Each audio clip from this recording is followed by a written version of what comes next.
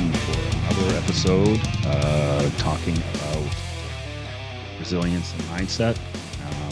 Was actually got some great news out of our friends at 22 Mohawks. They have now started an official partnership with X-35 Airborne School. You guys know that we do twice a year an airborne retreat that started in 2001. Shortly after the fall of Afghanistan, we decided that we needed to do something. And this partnership with X-35, which you guys in previous week, a couple weeks ago, we had Graham on from X-35 talking about how this airborne retreat really changed a lot of veterans and helped a lot of veterans overcome the issues that have been going on. With that being said, all this would not have happened if we haven't had the support and the great reach that this podcast and other thing and Havoc Journal and everyone else that has contributed to help keep this show going. You know, one of our sponsors, AAA Police Supply. Head over to their website at aaapolicesupply.com for any of your law enforcement needs, whether it's uniforms, belts, whatever you're looking for, they have it. Use the new code Sapient 2025 to get 10% off your entire order. That's your entire order, Sapient 2025. Use that code and head over to AAA Police Supply and also Havoc Journal. I just got an article released today about domestic violence extremism and kind of a little bit of analysis into it. But Havoc Journal, you know, if you guys have not been there, head over to Havoc Journal. I'll include their link in the show notes. They talk about everything from geopolitics, military, veteran issues, law enforcement, first responder issues, mental health, all sorts of topics that you'll find over at that website. And today, we have a special guest, Mike Espinoza. Mike, actually, I met during the 22 Mohawks writing workshop, right? Yeah, and we that's where we met. And Mike was one of the, I shouldn't say students, but one of the veterans that were, I helped out in his writing and also his speech that he did November 10th, right before Veterans Day. And he did a great job in it. And I heard from Dave, one of founder of 22 Mohawks, that everyone did fantastic at that event. So we'll talk a little bit about Mike. And Mike basically embodies, to me, I feel, embodies the spirit of resilience through his transformative journey from military service to overcoming addiction. Graduated high school in 2001. Mike's path took a decisive turn on September 11th, like most of the GWAT veterans. September 11th was really the one that kicked us in the ass to join and answer the call. And while a leg injury prevented him from joining active duty Army, he probably served in the Army National Guard, and that was with the 181 Infantry, right, Mike? That's right, yeah. Okay. 1 Infantry. Awesome. Mike's military career began with a crucial mission in New Orleans post-Hurricane Katrina, which we'll talk about, because I was overseas when that happened. So where he dedicated 3 months to casualty recovery operations. He was then deployed to Iraq in 2007, serving as an infantry team leader and personal security detail for the U.S. ambassador, navigating a landscape fraught with indirect threats, but emerging relatively unharmed. His life took a dramatic shift 2 weeks after the birth of his daughter in July 2010, where he deployed to Afghanistan as an infantry squad leader. And this deployment in Afghanistan was marked with continuous challenges, and which culminated to a life-altering roadside bomb incident that left lasting physical and emotional scars. Returning home meant only adapting to civilian life, but also confronting the shadows of his military career. Caught in the grip of pain management that spiraled into an addiction, and Mike faced a hard decision as his life was. Heartbreaking descent.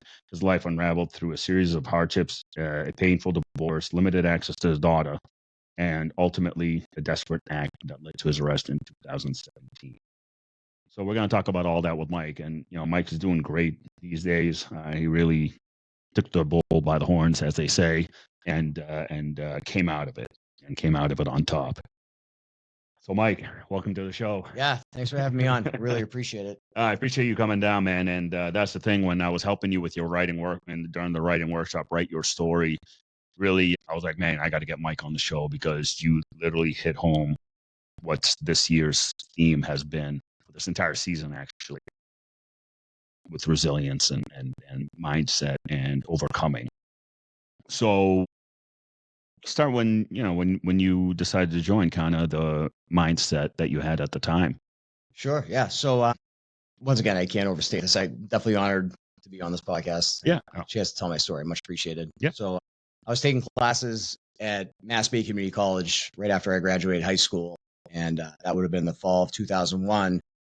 And I remember when I was in class that day, everything kind of shut down because we were right next to the Massachusetts Emergency Management Agency, the bunker, the MEMA bunker on Route 9. Yep. And we started hearing a lot of activity. There was helicopters and stuff like that. And back then they wheeled the TVs in so we can watch the news. And I kind of saw the second plane hit the World Trade Center as it was happening live. Yeah. I knew then and there that this was going to be my generation's kind of call to arms. If that makes sense. Yep. So classes got out early. Everything in the government kind of got shut down. It was like a day or two later, I went down to the recruiter's office, took the ASVAB test, along with a bunch of other guys that I went to high school with, and went to go get my medical done at Boston MEPS. And I'd broken my leg a few years prior when I was in high school. So my right leg didn't heal appropriately. So it was a little bit shorter than my left leg. So that precluded me from joining active duty, which is what I wanted to do. So the next best thing for me was to join the Guard, which is a little more lenient with giving out waivers, like medical waivers at the time. So I joined the Guard and I went to basic training. The following year, I went to Fort Benning, Georgia, which was a great experience. Just came back home and started drilling with my Guard unit until 2005 when Hurricane Katrina happened. Yeah. I mean, I was overseas in 2005 when Hurricane Katrina happened, and it just so happened, if I remember correctly, we had a massive sandstorm that hit our fob, and man, it destroyed a lot of things. So we were in recovery mode ourselves, but I think Katrina happened nearly like maybe a week apart or just then. But I remember getting the news of Katrina, and for you being boots on the ground at Katrina, can you go over kind of like how that was like, what that was like for your 3 months there? Sure. Yeah, absolutely. So prior to Katrina, my only experience in the military was going to basic training, which was planned. I knew what date I was leaving. I knew what day I'd be coming back. Yep. And weekend drills with the Guard, which again, those are planned, kind of know in advance what's going on, what you're getting into. Same thing with annual trainings or any other schools they send you to. When Katrina happened, it was literally like a 72-hour activation where Katrina made landfall, broke the levees on Lake Pontchartrain, and then it was just kind of an all hands on deck type of thing. They called everyone up for my unit. We reported to the Armory, which was in Worcester at the time. They said we got basically 2 days of Armory time here in Massachusetts to pack and get everything we need to get done. Say goodbye to your family type of thing. We're going to Louisiana. We don't know how long we're going to be going there for, which I knew it wasn't going to be like years. But at the same time, that uncertainty, trying to navigate jobs, guys that are married, that have families, kids, things like that, kind of disruptive. Not nearly as disruptive for the people in Louisiana. So I totally supported it. It made sense. It was the right thing to do. So we left out of Cape Cod and flew to Mississippi, and then we had a convoy from Mississippi to Jefferson Parish, which was like the lower Ninth Ward of Louisiana, kind of like New Orleans area, to run relief operations with hurricane. So we were there probably within 3.5 days of the hurricane hitting. We were actually in Louisiana. Wow. I mean, that was talk about a quick turnaround, right? To get you guys. I mean, so you said 2 days here. Did they like prep you, or was it just more packing what you can and just go? It was pretty much all packing, just making sure that all the guys had the gear they needed. Yep. We weren't going to be falling in on vehicles over there, so we had to make sure that we had enough equipment that we needed to sustain us as far as like MREs, water, things like that. At the time, there was a big issue with looting, so we were actually armed with like condition 1, bullets in the chamber type of thing. Okay. Which was interesting being on American soil doing that, but that's what it called for. So Was it under Title 10? Just for the listeners, civilians, Title 10 is like when you get called up for active duty. Was it under Title 10? I think it was Title 32. Yeah, that's the if I'm not National Guard. mistaken. Yeah, that's the National Guard. Okay, so it was it's under a Title 2. It's a state stateside mission. activation. Yeah, stateside. So it wasn't active duty. It was stateside. So Title 32. Yeah, stateside activation. Okay, and while you were there, I mean, what was life like for everyone down there? It was interesting, honestly. So we flew into Mississippi from Camp Edwards, which is on the Cape. We flew in on C-130s, and I remember flying in, and you could start as soon as we started like descending into Mississippi, you could start to see some of the, I guess the damage from the hurricane. You could see areas that were flooded out. You could see like a swath of destruction, trees blown over, roofs ripped off houses, things like that. And then when we landed in Mississippi, I think it was on a military base that we landed. There was like no running water, no power. Things were just real Spartan. Yeah. And then we stayed at that military base or that landing zone for probably about 4 or 5 hours until we were able to get vehicles. And when I say vehicles, they weren't like Humvees or MRAPs. It was literally getting like school buses and police cruisers and whatever we can get our hands on, kind of commandeer. That's why I learned the term commandeering, where you just kind of like take control over something. We just took whatever DPW vehicles, whatever we can get our hands on. And once we had enough vehicles to support our unit to drive us the rest of the way into Louisiana, we fueled up 5-gallon like jerry cans or whatever, and made the ride from where we were in Mississippi to Louisiana, which I think was about 4 or 5 hour drive. And I remember driving on whatever that interstate, that major highway is, and I got my first view of the Superdome in New Orleans, which was completely scalped from the hurricane. And it was really, that's kind of when it hit home for me. This hurricane caused a tremendous amount of destruction, and our purpose there was very much needed to support people that were still there. Yeah. I mean, how did the people take you when you got there? I think there was a sense of relief, honestly. I know that the news kind of glorified the people that were looting and things like that, but I think it was a very small percentage of the population. I think by and large, a lot of people, it's their home, it's their community. They didn't want to leave, whether it was like stubborn or they just underestimated the hurricane or whatever. But I think for the most part, once they started to see assets coming in, be in the form of like military and first response groups type of things, search and rescue operations, they started to appreciate that they weren't just like forgotten. They weren't just left out there. There was a lot of people and a lot of resources that were coming together in order to support them and give them whatever they needed. And how many, I mean, do you remember, or did you have a number of like how many National Guard units were there? Off the top of my head, I don't know. I know that Massachusetts probably sent about 10 to 12 units, if I remember correctly. Okay. So you're talking almost like a division, a couple thousand from Massachusetts, so like a brigade size type. Yeah, it's probably a good estimate. Yeah.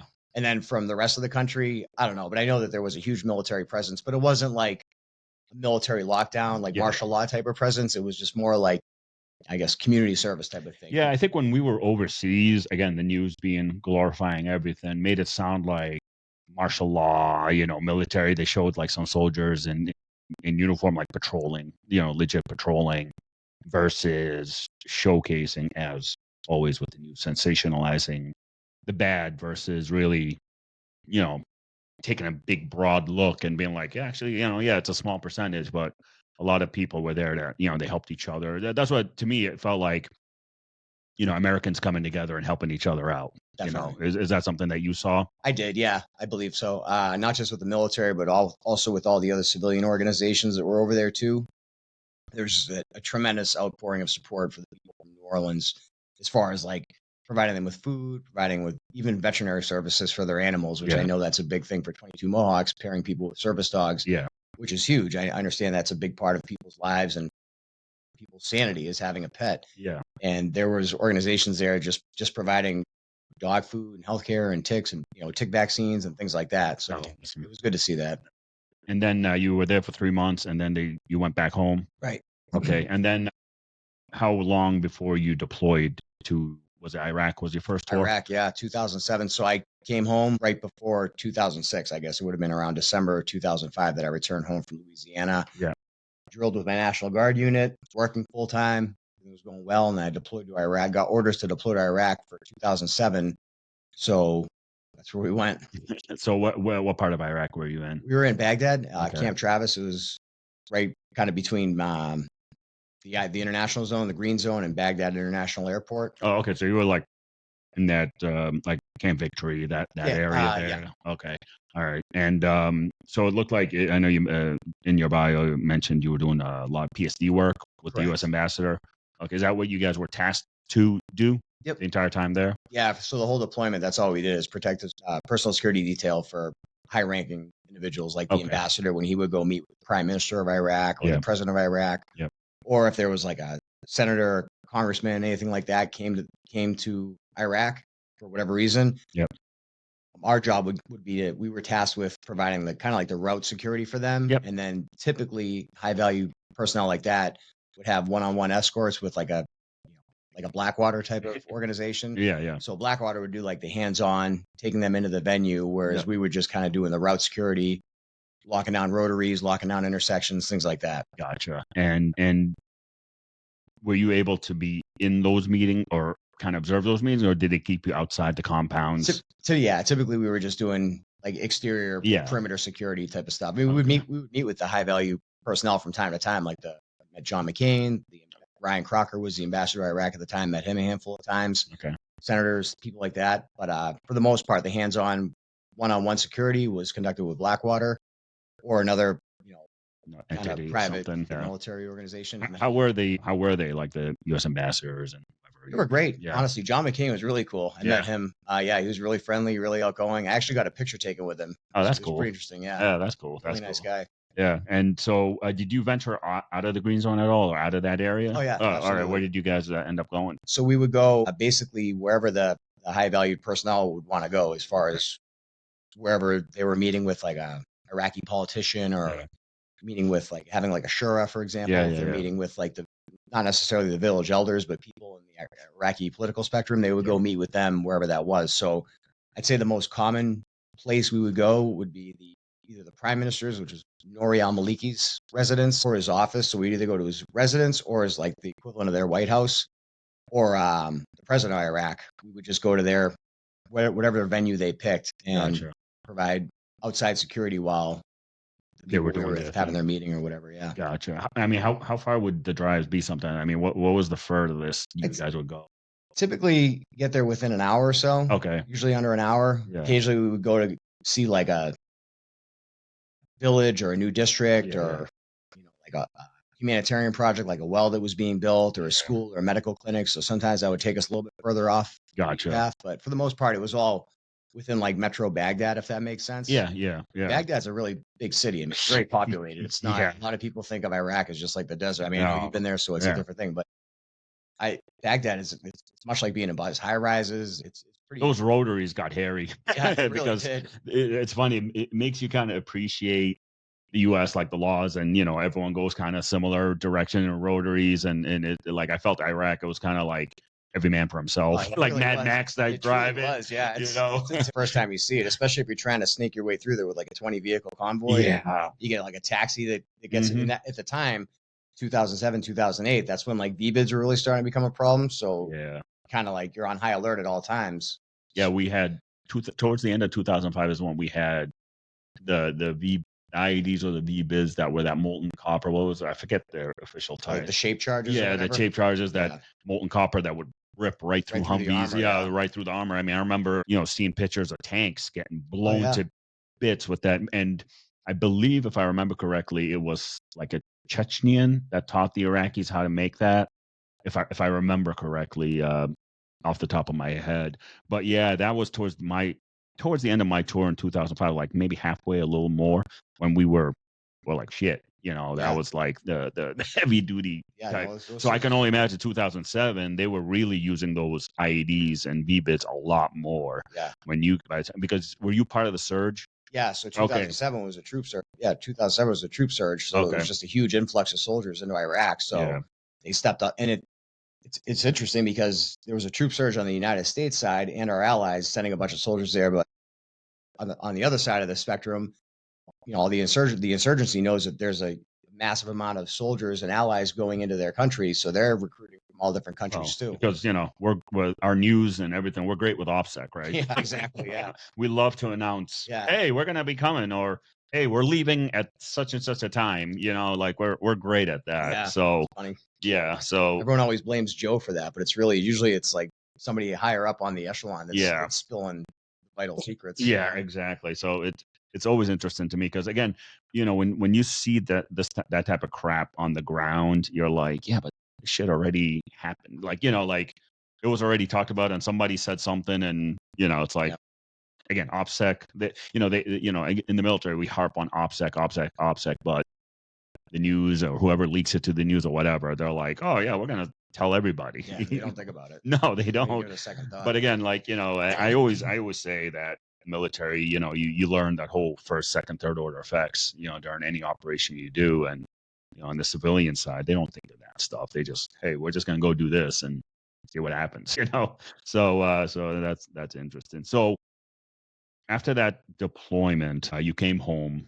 And were you home? It sounded like looked like just a year, and then you redeployed to Afghanistan. About a year and a half. Year and a half, more or less. Yeah. Yeah. A lot of that time was consumed with me going to different leadership schools in the military. At the time it was called PLDC. I remember Prerequisite PLD, yeah. that school because I was doing well in the military, and that was a prerequisite to make rank. Yeah. I went to heavy weapons leadership course. We learned how to fire all these, the ITAS system, all these different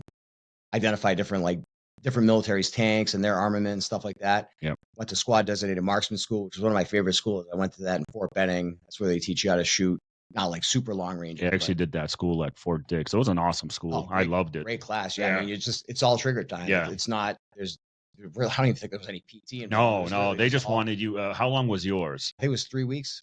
When they first rolled it out, when I was there, it was a week-long course. Okay. So they must have really pushed it because I remember for me it was 1 week, like it was during my mobilization. Yep. And I got picked to be one of the designated marksmen. And I remember my commander came, hey, Sarge, you're going to the school.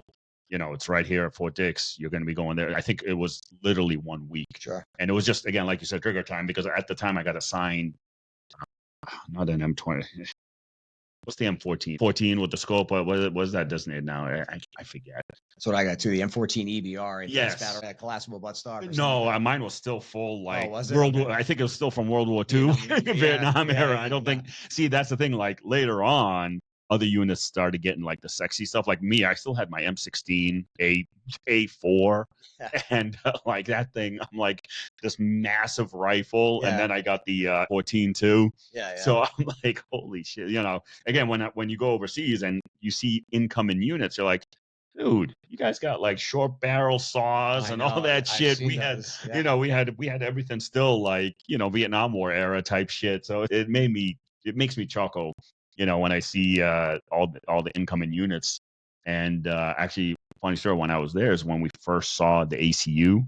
Oh yeah. Yeah, and when we first saw it, I remember we were driving on, and another Army unit was coming, southbound, and I see this blue blob on top, and I'm like, the fuck is that? And sure enough, it was a soldier. I'm like, that's the new uniform? Yeah. That is terrible. So funny. So then you were probably wearing it then the whole time. Yeah, when I joined, we had BDUs, but Okay.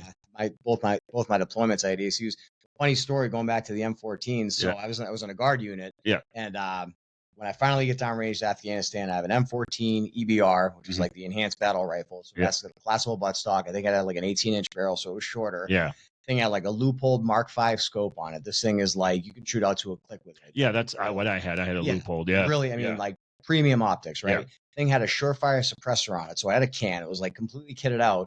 And I'm walking around in Afghanistan with this thing. That's my primary weapon. I had that in my Beretta. Yeah. So we're walking around the fob, and I'm in a fucking National Guard unit, and I'm passing like 3rd Ranger ID, like Ranger Battalion guys, and like 10th Mountain guys, and all these. And they're like, fuck, like, what? I've never seen that unit patch, but this kid's got like, the like sexiest gun out there. $10,000 rifle. Oh my God. So I was in a guard unit myself. I was in the 102nd Field Artillery. Okay, yeah. So out of Quincy. Sure. So yeah, I totally get that, because for us in 05, dude, we went there like still like as a guard unit, so we didn't have anything. Sandbags. Exactly. It wasn't until we got to our fob, the active duty guys had all the armored, and we fell in on the up armored stuff and everything. But yeah, it's funny. My M14, man, straight out of Vietnam, long ass barrel, all that shit. They have their place. I liked it, man. I liked it.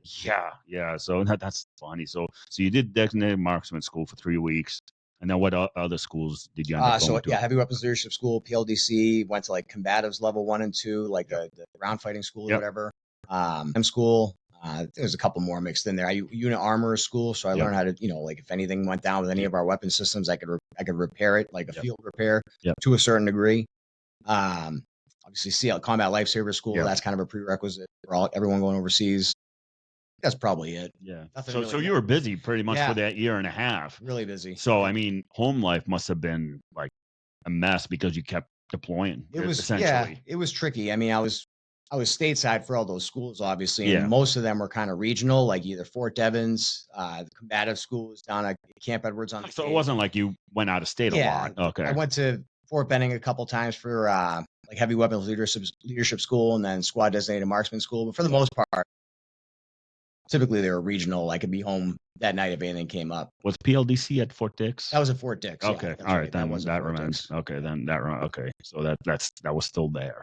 So now you got your orders to go to Afghanistan. Yeah. So it's funny because when I joined the Guard, I joined like everyone does for 6 years. You do like the 6x2 or whatever. And I could have gotten out in 2009. That's when I could have been out of the military. And I was married at the time and didn't even think twice about it. I got married as soon as I got back from Iraq. So I didn't even think twice about it. When I found out we were going to Afghanistan, that drew a weekend. I re-upped for 3 years so I can go to Afghanistan. And didn't talk to my wife, my ex-wife now. Didn't bring it up with her, didn't ask her about it. I just said, hey, I re-enlisted because we're going to Afghanistan next year. And the next thing she told me was like, I'm pregnant. And I thought she was fucking with me, but she wasn't. She actually was pregnant. Oh, and wow. It was just like shitty timing. I'm not sure if it would have changed anything had I known, but probably not.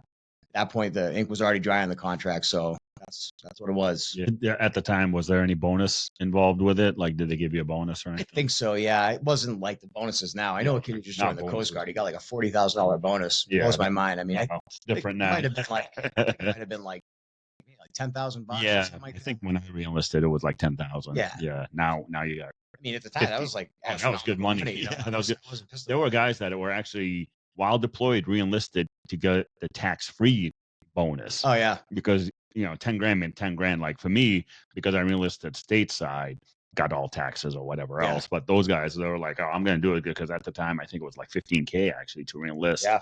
And it was a straight $15K tax-free. Yeah, so it's a lot of money. Like, smart, But all right. So leading up, so it looked like your daughter, right? Your daughter was born, and then you deployed 2 weeks later. Yeah, that's right. So my daughter was born July 17th, 2010. And August 1st, we left for the deployment to Afghanistan, which in the Guard, you don't just go from being in Massachusetts to Afghanistan. We went to our mobilization first, which was in Camp Atterbury, Indiana. We were there for about 2 months, just training up, getting everyone back in like the active duty mindset, getting ready for deployments, doing weapons quals, PT, just kind of preparing. Yeah. And then once we finished up at Camp Atterbury, we had it was like a 2 or 3 day pass, come home, say our goodbyes. And then I think it would have been first week of December. We were on our way to Afghanistan. Then we do the whole acclimatization. Yeah. The weather.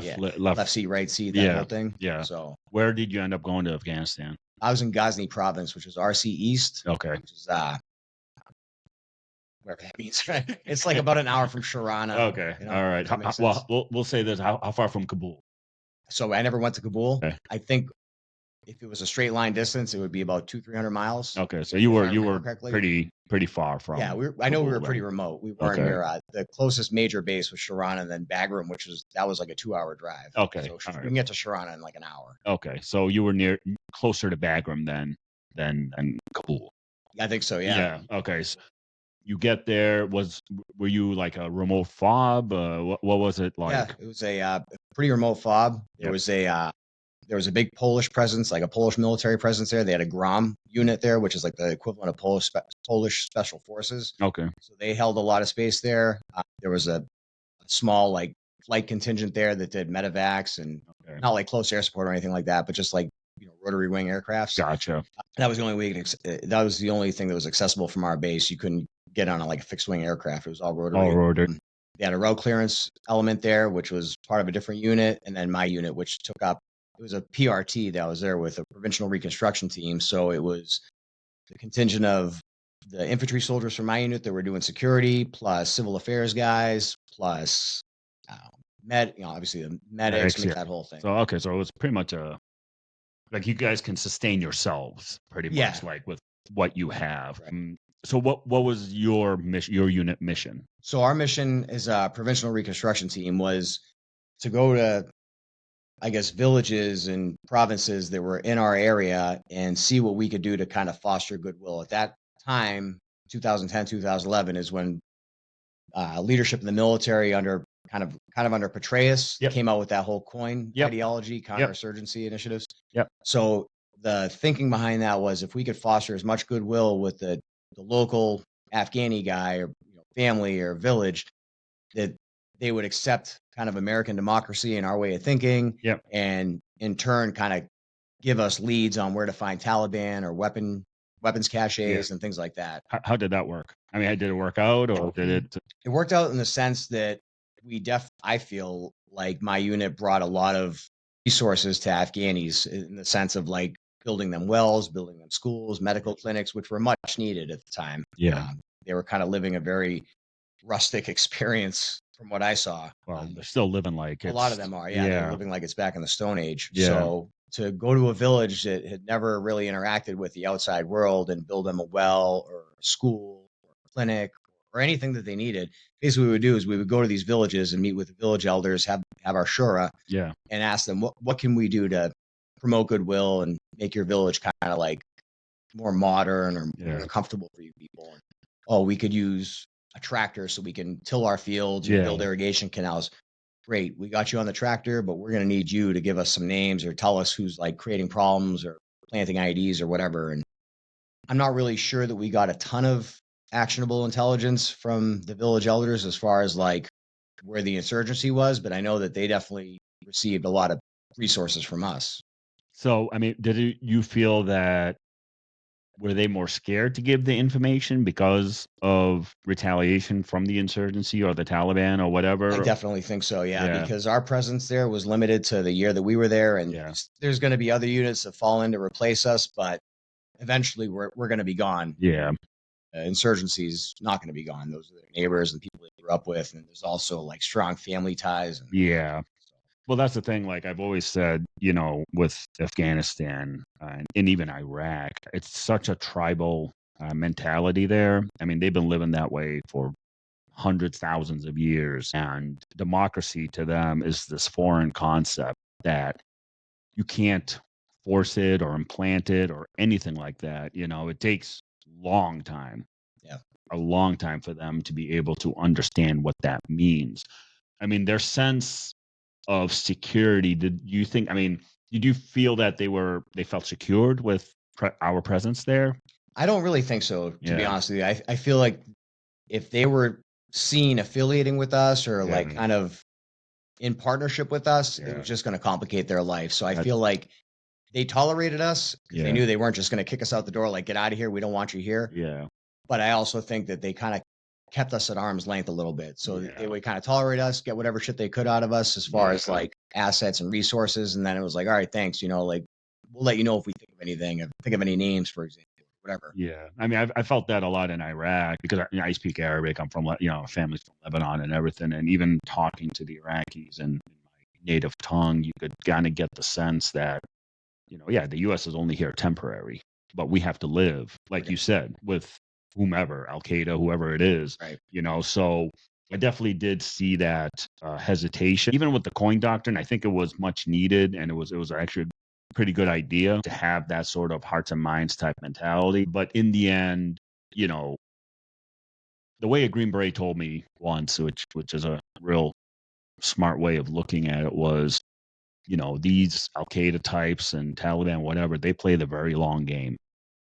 We play the every 2 to 4 year game, which means whatever new administration comes in, strategy is going to change or whatever, so, and our enemy knows this, and even the civilians know this, like, oh, this military unit is here for now, but under a new president or new administration or new good idea fairy, it's gonna, they're not gonna be here. You're absolutely right. It's a game. It's a difference between like checkers and chess. Yeah, that's really what it is. Well, I mean that's the thing. I mean, before we jump ahead. So with you being there, and I know you had quite the significant event occur.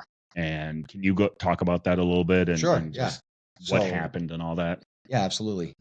So we were in a kind of a remote village. It was called Karabagh, about 20, 25 miles away from our typical forward operating base. We would go to this village a lot because it was a pretty established village, and we had a good rapport with the locals and the ANP, the Afghani National Police, and Afghani Army. So we would go to this village probably about once a month just to check in, do like a market assessment, go through the bazaar, talk to the villagers, have our shura, whatever. And we were leaving. It was May 9th of 2011. We were driving out of the village. I was the third vehicle in the order of march in the convoy. A lot of the MSR, like the main roads in Afghanistan, have culverts underneath them to help with water drainage. When the snow melts off the mountains, that water has to go somewhere. So they build these tunnels under the road for the water to drain out. And the insurgency was using these culverts to plant IEDs. And then obviously it's naturally bored out part of the road. So it's easier for them to plant these IEDs and detonate them. And the results are kind of catastrophic on the road and anybody who's driving on top of the road at the time. So a lot of the times when you're driving on these MSRs, you'll see these portions of the road that have been blown up in the past. It's accessible, and there's typically a culvert underneath it. That's what happened. I was the third vehicle in the order. First two vehicles rolled over a previous IED blast site. The road was all chopped up and mangled because they don't have like a DPW there like we have here that comes up and repaves the shit. So it's kind of mangled and ripped up asphalt, but it was still passable. And then my vehicle drove over that IED site from previously, and it just detonated. So it was a catastrophic explosion. Everyone, I think, lost consciousness for a little bit. It was in my truck. I was a truck commander, so I was sitting in the front passenger seat. The thing detonated right underneath my door. As soon as I came to, my first thought was checking on the guys in my vehicle. Thankfully, nobody sustained any major serious, shrapnel, like no penetrative injuries or anything like that. But everybody was rattled, dazed from it. I don't know what they make the armor out of these vehicles, but it was an MATV that I was in. So it wasn't a Humvee. It was all right. Check that. It was a Max Pro. So it was a big up armored vehicle that I think we had 6. Is that where they did the like the V? V-shaped hull to deflect the blast. With that in combination with the 2,000-pound steel doors, quadruple reinforced 4-inch thick glass, and everything else. I mean, it saved my life. It saved everyone in the vehicle's life. But so that happened May 9th of 2011, and that was about 2 months before we were set to go home. That was right, kind of towards the end of my deployment. We actually, it's funny. We had this theory, which is probably true for you too. Like you guys probably saw it. We had this theory. For some reason, your last 3 months of deployment is like you're the worst because it's like death is trying to get you. It could be a combination of complacency or just like, I got a couple months left. Here we go. Let's get out of here. Because man, the amount of like IEDs and shit that we saw in Iraq, like towards the end of the tour. I mean, 2 months left, we had 2 guys die within those 2 months from IED blasts and various other things. And we're like, what the fuck, man? Like, we made it 7 months without anything major. And now towards the end of our tours, we're just like getting mangled, It's like, so I don't know if it's like, it probably does resonate with everyone else because it was like, man, that's like game of death, like it comes knocking. So, well, I mean, I'm glad nobody was really seriously hurt. So you come home after that whole incident. And what was life like? Sure. So I get home that summer of 2011. Just excited to be back. My daughter is just about to turn 1. She's taking her first steps. She's starting to talk.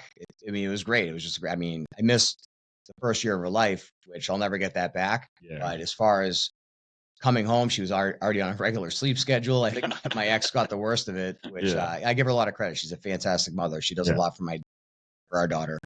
So I came home to that, and I was really excited just to be around my family again. I knew I was going to ETS from the military, so that would have been in December of 2011. December of that year, I ETS'd. I got hired by the Birmingham Fire Department. I was working full time as a firefighter, which is a job I had aspired to have ever since I was a kid. Had a house that I purchased in Marlboro, so things were tracking. Everything was going really well as far as like life immediately post military. I was just in a good place, and I was surrounded by a lot of supportive veterans and friends, and got a job that I always wanted. So things were good. Good. And So when did things start turning to we'll call it the dark side or whatever you No, want to that's call fine. it? Yeah, no, it definitely was. There was a dark period. Yeah. So I came back from that deployment in 2011. I was working at the fire department, and there was just some lingering effects from my service in the military that were bothering me, but they weren't affecting my life to the degree that I kind of allowed them to. Okay. If that makes sense.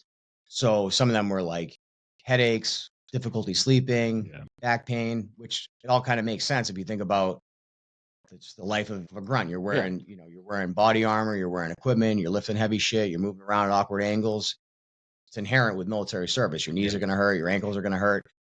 So I went to go see a doctor in 2011, and I think it was a routine physical, and she had known that I had come back from deployment overseas. So I told her that I was having problems sleeping, and then my back hurt and things like that. So she started by prescribing me a really small dosage and quantity of pain medication and sleep medication, and just kind of like throwing pills at me to solve the problem, which at the time I was kind of naive. Yeah. So I just took them because I thought, oh, she went to medical school. I didn't. She must know. Yeah. She must know the way to treat this. Yeah. And that's kind of when the bad started. Yeah, that's kind of when things took a turn for the worst. Yeah. So I started seeing this doctor. She's my primary care physician. It wasn't like a specialist or whatever. It wasn't through the VA. It was through a private practice. Started seeing her upon my return from Afghanistan, and basically that continued until about 2017, spring of 2017, when this doctor lost her license for overprescribing pain medication. And in that time, I know it's fast forwarding about 6 years. Yeah. But in that time, the amount of pills that I was getting kept going up and up and up. And then the issues that I was having in my life also continued to escalate. So it ended up causing like a fraction between my ex-wife, my wife at the time, created a divide in our relationship. We weren't seeing eye to eye. I was having issues with managing my medication. I was lying about losing pills so I can get early refills, saying that I accidentally ran my pills through the washing machine. Yeah. I was making up bullshit just so I can get early refills on my prescriptions. She knew it was obvious. I was like starting to nod off. We'd be watching TV and I'd be like slumped over on the couch. I mean, it was just like, it was ugly. Yeah. But I mean, that's what it is. That's what happens. Yeah. So ultimately that ended up costing me my marriage. We got divorced around 2014. Yeah. Gave marriage counseling like a wicked half-ass effort. It didn't work out. So that was the end of my marriage. We get divorced. Now the relationship with my daughter has changed. The dynamic, like I'm not seeing her as often. I'm not spending as much time with her. And then it started to spill over into other aspects of my life, as far as like my relationships with people at work, my relationships with family members. Like I used to go hunting with my older brother constantly, but now I couldn't plan on going on a hunting trip because what if I ran out of pills? We did it. We'd go out hunting a couple times and I'd run out of pills and I'd be like jonesing and unable to sleep and shit. So it was obvious. It was obvious to everyone except for me that I had a problem. Yeah. Wow. I mean, so essentially that doctor was running a pill mill. And I remember you did mention that she would write letters to like the big pharmas saying that, no, Mike is not addicted or whatever, like, through a bunch of, so it was clearly like, to me, like, it's funny. I'm a cop, right? So I've dealt with so many addicts as a result of the opioid crisis, that you feel bad, because you're like, God, like, and unfortunately, the criminal justice system never caught up or could never figure out what the hell to do, with this legal drug that's just being handed out like Skittles by the doctors. And it was quite the time for being a cop, because it was difficult to deal with, again, people with such severe addiction that they'd lie and they do all kinds of crazy things. I mean, at the time, that's when, like CVS was getting robbed of their oxys and stuff like that. And it kind of led you, though, to the final kind of straw, right? Where in 2017, I think you said, where you got arrested. Yep. Can you go over that? Absolutely. So spring of 2017, my doctor lost her license for prescribing. So me, along with all her other patients, which was pretty much all her patients that she was prescribing pain medication to. And at this point, I knew a bunch of them personally because we were in the waiting room. It's like you would see in the shows about the pill mills in Florida, like just a bunch of junkies waiting for their fix.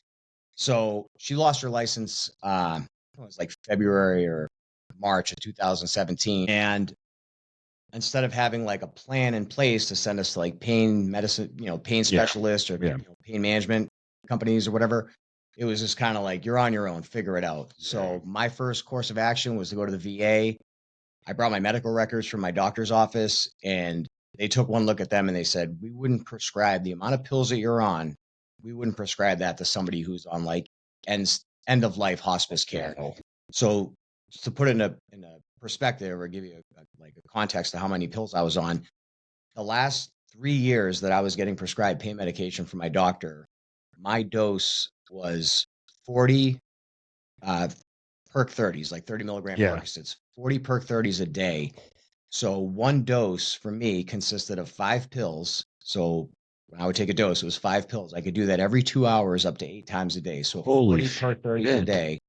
And also 6 80 milligram Oxycontins a day, 2 in the morning, 2 at lunch, 2 at dinner. How did you function? It's a miracle. I mean, it didn't happen in a vacuum. And I was getting prescribed since 2011. So it gradually went up, and that's like how I guess tolerance works in your body. Well, if I took one of those pills today, I'd be in a coma, if not overdosed. But at the time, it took so long for me to get that, I guess, that tolerance up. Wow. That was one day of pills was 46 narcotic pain pills per day. Holy. I mean, I would go to get my refills at like CVS or Walgreens or whatever, and those pills come factory sealed from Purdue Pharmaceuticals or McKesson or Activist, whoever makes them, and they come factory sealed in like 100 pills per bottle. Typically, when you go to the pharmacy, they pour all the pills. They would just literally do like a one-arm sweep into a fucking like a grocery bag. Give me like 11, refill was like 1,100 pills. That was my refill. No, check that. I'm sorry. 1,1200 pills. That was my refills for the Percocets every month. For 1 month. 1 month. It was 1,000 40 pills a day times 30 days. Wow. So I get 1,200 on a $10 copay. And then I would also get my, whatever it is, 6 Oxycontin pills times 30, 180 Oxycontins. Oxycontin and perks. For 1 month. 180, 80 milligram Oxycontins. I'd put down an elephant, I would think. Absolutely. Just to think about it. It's mind boggling. So I went to the VA and I said, we're not touching them. We're not giving you anything. You need help. You need treatment. So then I went to pain management doctor after pain management doctor. I'm talking like people that specialize in pain management. And they were just like baffled, shaking their heads like, this is malpractice. This is like, you could have overdosed 1 million times over like this. And I've heard that from so many people, as far as like, you wouldn't give this to somebody who's end of life care. Absolutely. Absolutely. Let alone somebody who's working full time as a firefighter. So on top of that, you're working full time. Wow. Full time working as a firefighter, custody of my kid. Like it was just an extremely risky situation. So the doctor went away, and everyone else saying hell no. Yep. What was like the ultimatum? So my options were either go to treatment, substance abuse treatment, go to rehab or whatever. That was one option. Other option was to find a clinic that does like Suboxone or that type of therapy, or methadone, which is basically an opiate replacement, but is really not doing you any favors as far as like living a normal life, or just buy them on the streets. So I took option 3 and I started buying them on the streets, but these things, I don't know what they go for now, but at the time they were going for like $1 a milligram. So one pill is worth, street value is like $30. Yeah, I think 30 to $50. Yeah, I don't know what. It probably went up now, and now everything's they make like pressed pills with like fentanyl and shit. So I don't know what people are charging or what people are doing with that, but at the time that wasn't really a thing. So you could buy somebody else's prescription or a drug dealer or whatever. They would sell pills for like $30 a pill, but if you got quantity, you'd get like a $25 a pill. Great. Yeah. And my tolerance being so high as it was, I did that for as long as I could. I depleted whatever money I had. I was borrowing money from friends and family. I was pawning shit, just like typical addict behavior. Until finally I went into work. It was November 9th of 2017. I went into work at the fire department. Severe withdrawals, no money, no resources to get money to get pills or anything like that. So I was taking classes at Framingham State College at the time. And I remember going up to my lieutenant and telling him I have to go to Framingham State. I have to take a test. He goes, all right, you got an hour. Yeah. Keep your radio on in case there's like a serious emergency, but Yeah. be back within an hour. So my intent was to leave the fire department and see if I could find somebody that would loan me some money, or see if I could just figure out a way, like maybe a dealer would float me some pills, like Yeah. huff me some pills or whatever. Made a bunch of phone calls, nothing was coming through. So I kind of desperate, going through withdrawals, feeling like shit. I decided I was going to rob a bank, so that's what I did. Went to the Citizens Bank inside the Stop and Shop in Natick. I walked in. I walked past the self checkout. I grabbed the bag and I put it on the counter. The teller there. I told him it was a robbery. Filled the bag. No tracers, no dye packs or whatever. And kind of just like chuckled at me because I don't think he thought I was serious, but I mean I was as serious as I could be. So didn't even really think about it. He just grabbed the bag and started rifling money in there because I think that's what they're trained to do. Yeah. The whole thing took less than a minute, honestly. It was the fastest thing ever. And walked out to my car.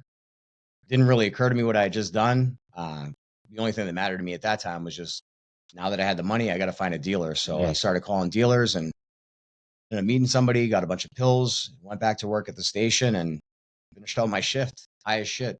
I was just in the bathroom sniffing pills the whole time. Wow. Until my shift ended. And then I got out of work that night and I went home and took a shower, and I'd say within about half an hour, 45 minutes, the Metro West Regional Drug Task Force.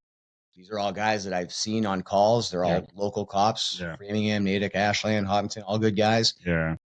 They're at my door. Yeah. They're to arrest me. They knew it was me. Yeah. Wow. So you get locked up. I mean, what did you spend any like state time or anything like that? Yeah. So I got arrested that night. Yeah. At that point, I knew that the game was over. Yeah. The party was completely over for me. So I confessed. Yeah. Like, no lawyer present, no nothing. I gave them a complete written and verbal confession. Like, I did it, fucked up, I need help. This is my first time ever really in my life being 100% honest about like kind of my inadequacies and where I needed help. Yeah. I got arrested, got indicted in a superior court. Excuse me. I was in Middlesex County House of Corrections for about 2 months total. Incidentally, Middlesex County has a housing unit. It's called the Humvee unit. It stands for Housing Unit for Military Veterans. Okay. It's kind of like, as far as incarceration goes, it's kind of like an honor unit in the sense that you have more access to visitation, and it's more of a therapy-based environment as opposed to just straight prison. So it's kind of like I think what the other term I've heard is like an open type, almost like not a rooming house, but almost like a lot more freedom. Yeah. You're not in a cell. You're in a big open bay. It's almost like it was almost like being in base, things like that. Yeah. So I was in there for about 2 months, and while I was there, I met with when I was in the housing unit, I met with a veteran service officer, just somebody who's hired by the state to go and talk to veterans and figure out what they need help with. And I was 100% honest with her. I was transparent about my story and what happened and what led me here. Yeah. And she kind of realized that what I needed, more so than like punitive measures, was actual treatment for my substance abuse. So she made a recommendation to Superior Court that I get released from incarceration contingent on me going to rehab, substance abuse rehab. And Superior Court was agreeable to that. So I got released 62 days after I got arrested. Yeah. And I had to go to the VA in Jamaica Plain for their substance abuse program. It's called SARP, Substance Abuse Rehabilitation Training Program, I think it is.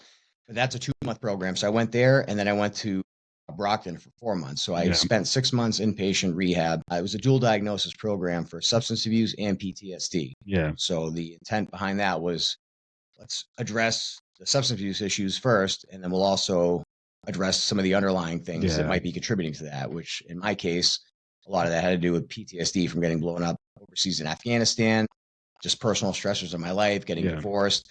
About a month before I robbed the bank, really close friend of mine, he was with me on both deployments, took his own life. That was extremely difficult for me. I didn't process it at the time. I just started, taking more pills because it numbed the feeling, Yeah. Wow. I mean, talk about, wow. Yeah, that is tough, man. It's one of those things where you're just like, you had to hit rock bottom to start working yourself back up, and it's funny. Well, not funny, but in my line of work, like that's what I always see with addicts is they have to hit complete rock bottom before they're able to start coming back up. And even then, coming back up is shaky, right? Is that how you felt, like even coming out of it? It is, yeah. And the interesting thing about that, the whole theory with rock bottom is it's different for everybody. It's all kind of like subjective. One person's rock bottom might be their Somebody partner else. at the time saying, "Hey, we're going to get divorced unless you get help." Yeah. That came and went. I didn't even blink. You know Yeah. what I mean? It's different for everybody. But yeah, whatever that rock bottom is for an individual, I think that people really do have to endure a certain amount of struggling and hardship before they just say, "I can't do this anymore. This is unsustainable. This is not supportive of life if I keep living like this." So actually, I want to bring up this quick quote because I saw it the other day and I really liked it, and I think you will like it too. It's from I read a lot of Stoics and stuff like that. So Epictetus said, "Every difficulty in life presents us with an opportunity to turn inward to invoke our own inner resources. The trials we endure can and should introduce us to our strengths. Prudent people look beyond the incident itself and seek to form the habit of putting it to good use.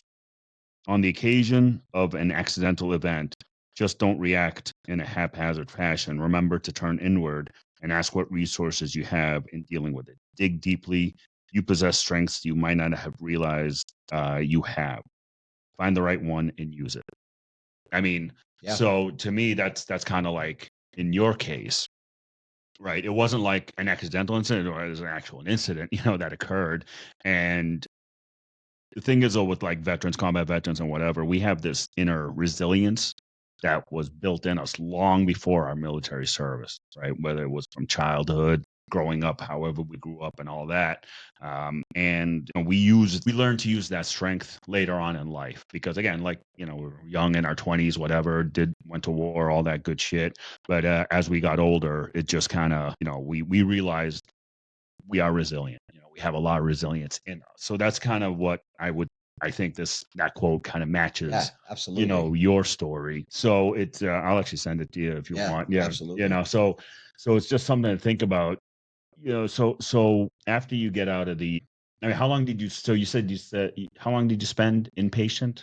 So it was 2 months in jail and about 6 months inpatient. Okay. So after inpatient and all that, it's kind of like you restart your life essentially, right? I had to, yeah. Yeah. So what was that like? So I lost my job at the fire department. Yeah, Goes without saying. I had to figure out what I was going to do for the rest of my life, not just for work, but what I was going to do that was going to bring me a sense of value and purpose. Because at that point, it was the lowest I'd ever felt as far as like self-esteem, ambition, pride. I was just like everything took a hit.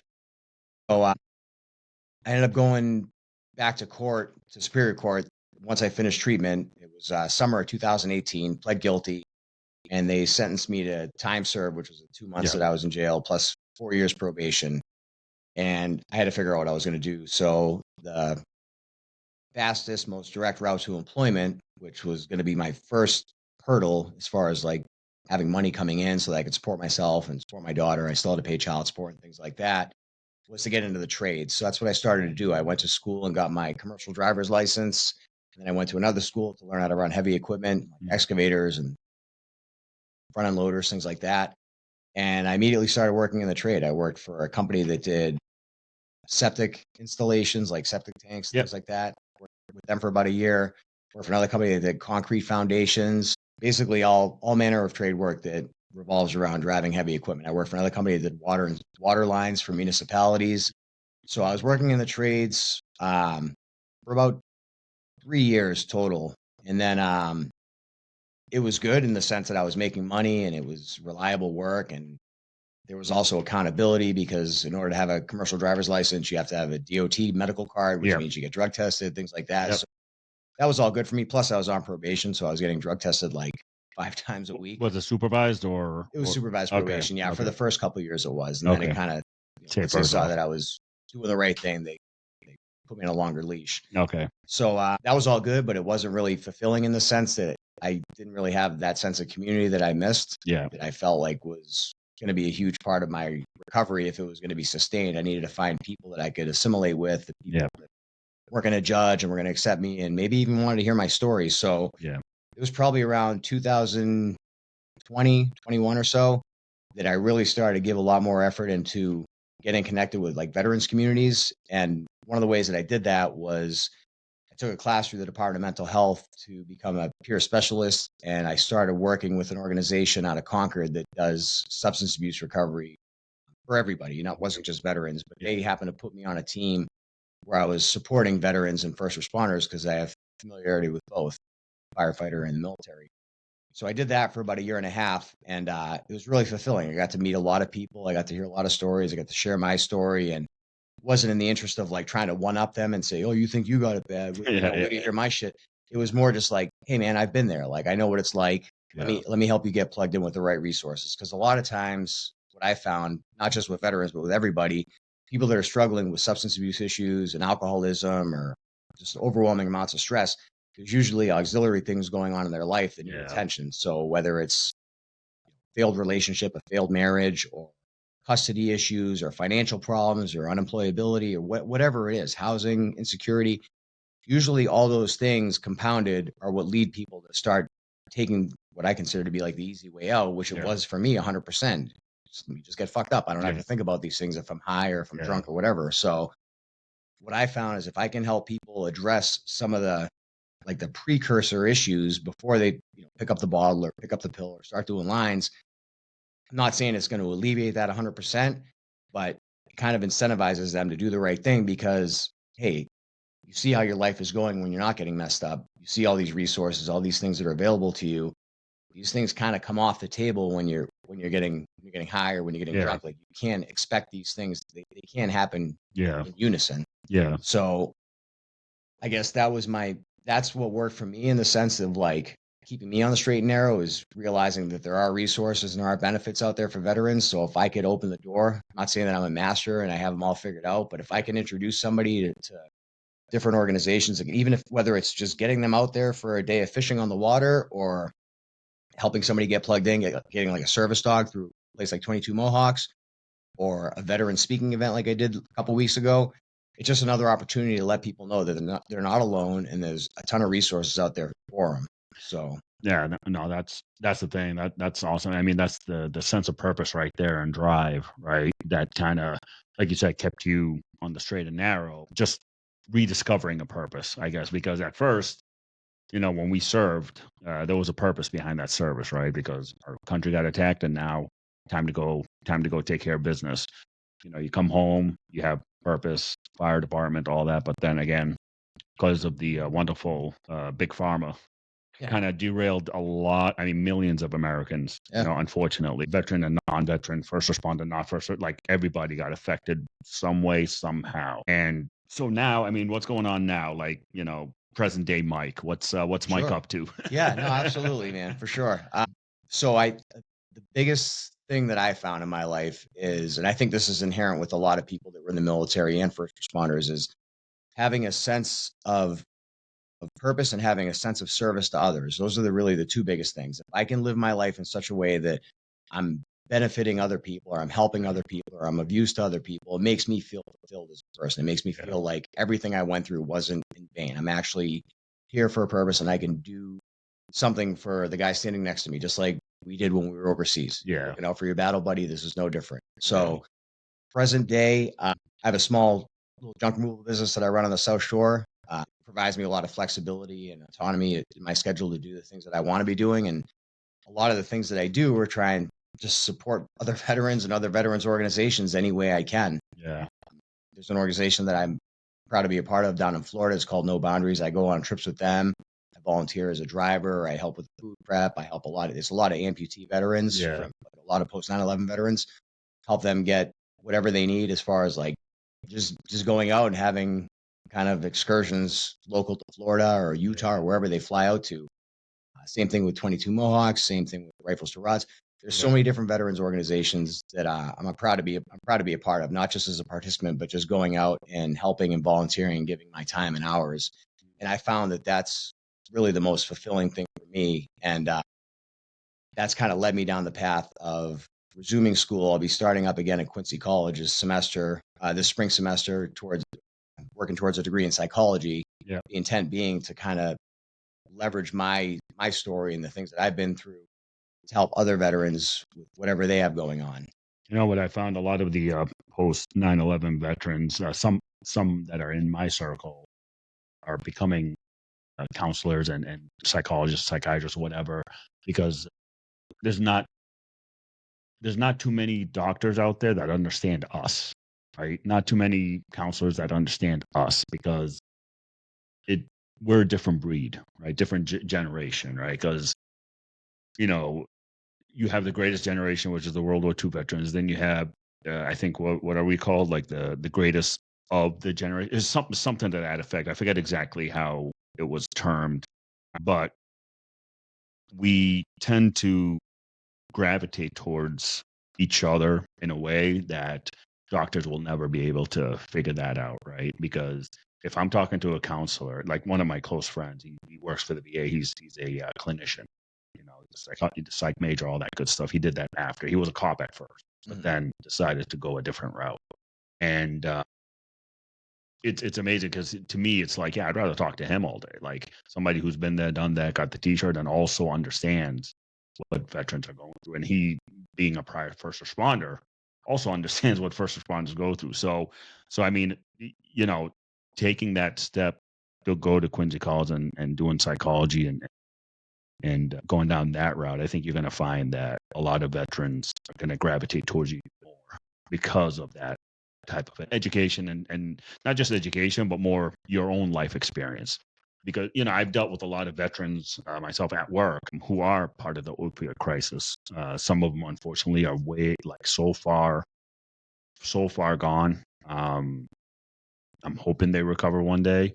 I try to get them to the VA myself. I know the VA has this justice program. Yeah. I always send them names of veterans that get arrested, or in trouble with the criminal justice system because, again, the criminal justice system is not designed for us, or is not designed for people suffering through addiction or whatever. So I try to do what I can in my world. But for someone like you though to kind of step up also is huge.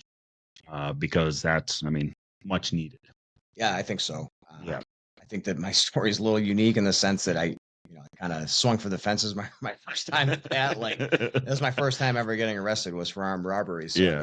I think that that's probably atypical. A lot of people tend to like take baby steps towards that type of criminal behavior. But for better or worse, that's my story. That's what it is. If I can use that as a tool to help other people, it kind of gives it some relevance instead of just being like a hiccup. Yeah. And, a big part of that I found, which was a difficult thing for me to kind of, I guess, adopt, is just being 100% transparent and open about it. I think the first few years after I got clean, it was like a dark secret that I tried to keep from people. I even like contemplated changing my name and moving to a different state, like no shit. Yeah. But I kind of realized like it's going to follow me around. I can either embrace it and accept it, or I can continue to run from it, which is what I did the whole time I was getting fucked up. So I'm not really changing anything. I'm just changing what I'm running from. Yeah. Either run away from the PTSD or run away from my past, but I'm still running from something. So it's easier for me to just accept it and face it head on. And incidentally, when I did the speaking event with 22 Mohawks on November 10th,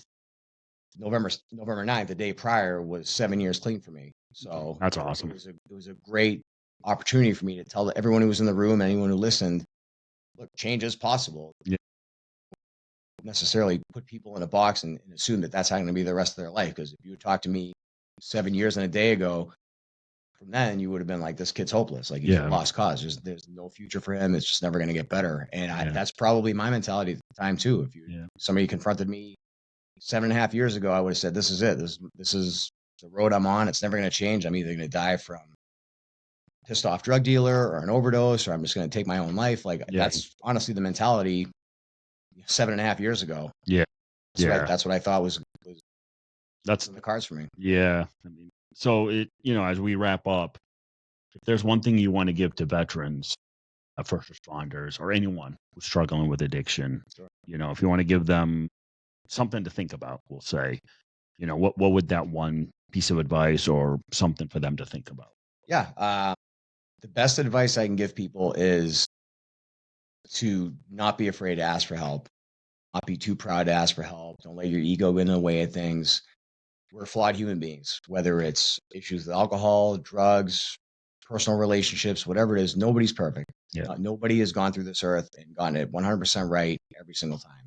You're going to make mistakes. The biggest thing is how you rebound from those mistakes. Fortunately for this generation of veterans, there's a tremendous amount of resources. If you're willing to accept the help, there's a tremendous amount of resources, both private, public, through the VA. There's people that care. You're not alone, I guess, is really what that boils down to. Everything is just you're 100% are not alone. There's people out there that have similar experiences that are willing to help you through it. There's that old saying, you've seen it on like memes or whatever, that there's a soldier at the bottom of a hole and a psychiatrist walks up and he says, "Here, take these pills, just to help you with it," or whatever. And then somebody else walks up and like, throw him a rope, "Here, figure out a way to climb out." And then like third guy walks out, it's another soldier, he jumps in the hole. The guy in the hole is like, "What are you doing in here, man?" He's like, "Hey man, I've been in this hole before too. I know how to get out. I'll show you the way." Yeah. So I'm probably butchering that. No, I got you. Yeah, I know exactly what you're talking about. That you're pretty much spot on. Yeah. So no, that's awesome. Give me a second. Let me do an outro to our listeners, and then we'll talk offline for a minute. All right. Well, Mike, thank you for coming on, though. I mean, what again, I felt when I read your story when we were doing the writing workshop, I felt your story needs to be told because, like you said, you're not alone. And, there's a lot of veterans, a lot of first responders, even civilians that are struggling out there, more so, especially after COVID. It's refreshing to hear a story like yours. Basically showcase and get it into our stubborn heads that, listen, you can get out of this, you can get out of it and you can make it. But so everyone, I hope you enjoyed this. We have, again, for sponsors, our supporters, we wouldn't be here without AAA Police Supply. Remember, head over to the website, aaapolicisupply.com, for all your law enforcement needs. Use Sapient 2025 for your discount. And also, don't forget, head over to Havoc Journal. All kinds of articles over there, geopolitics, military, veterans, first responder issues, whatever you're looking for. Head over there and give them a share, like, and also for this podcast, always share, like, comment. If you have any questions or anything, feel free to email us. The email address is always in the show notes. And also 22 Mohawks. We're here at the beautiful Skiff, and with the new partnership now, with the official partnership with X-35 Airborne School. I mean, there's an airborne event just around the corner, February 24th, March 3rd, I believe. The 1 week the registration for that is in my show notes. We're going to be doing a lottery soon with all the names. I know we're getting a whole lot of names, but put your name in there, and you get chosen, you'll join us down there, and we'll throw you out of an airplane, and we'll have fun doing it. But thank you so much, everybody, for listening, and everybody stay safe and stay sapient.